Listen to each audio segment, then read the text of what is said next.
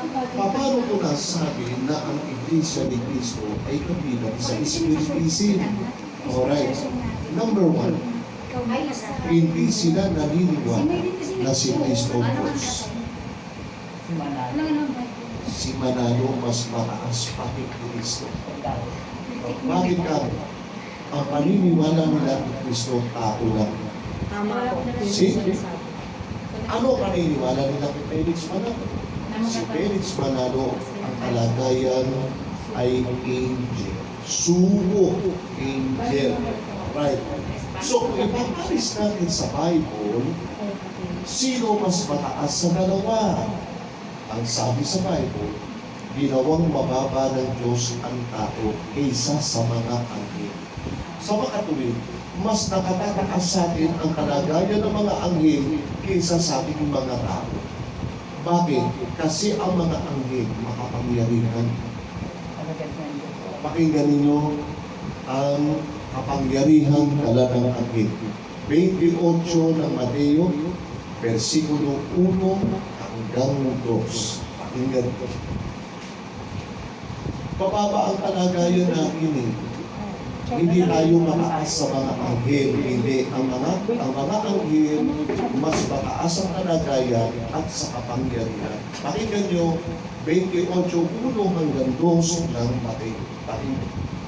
Pagkatapos ng Sabat sa pagbubukang liwayway ng unang araw ng Sanlinggo, si Maria Magdalena at ang isa pang Maria ay pumaroon upang tingnan ang libingan. Okay. At biglang nagkaroon ng malakas na lindol. Uy, lumindol malakas. Tapos, Sapagkat tumabang mula sa langit ang isang anghel ng Panginoon tignan nyo ha, na naparoon nagkaroon ng malakas na lindol.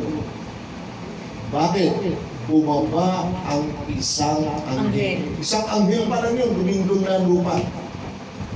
Ngayon, anong anyo niya? Tuloy.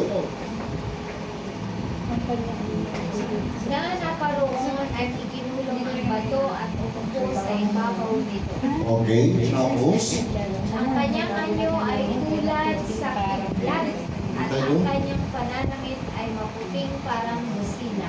ano sabi? Ang kanyang anyo ay gaya ng bigla. Ibig sabihin, nagliliwanag. Pagka nakakita kayo ng bigla, nasisilaw ba kayo? Yes! Mabilis. So, ganoon din yung anghel, mabilis din. Para siyang bigla. At siya'y nagliliwanag. Ang sabi sa Bible. And according to the Bible, ang sabi, ang anghel ay bumaba na may malakas na lindol. So, ganoon makapangyarihan ang mga anghel. Kung ikukumpara mo sa tao, ang tao walang ganoong uri ng kapangyarihan. Wala tayong ganoong malakas. Kita mo si Manalo anghel. Tapos si Kristo, tao lang. Yung pinagdadibatihan nila yan ni Eddie. Mali yung... Minsan nakikita ko sa yung nagdidibati. Diba? Hindi batihan nila na Yes. nakikinig din ang kami. Sino po na mama ni yung namatay? Sino ba naman si Ellie? Yun yung nagkagulo, di ba po? Di ba po yung nagkagulo yung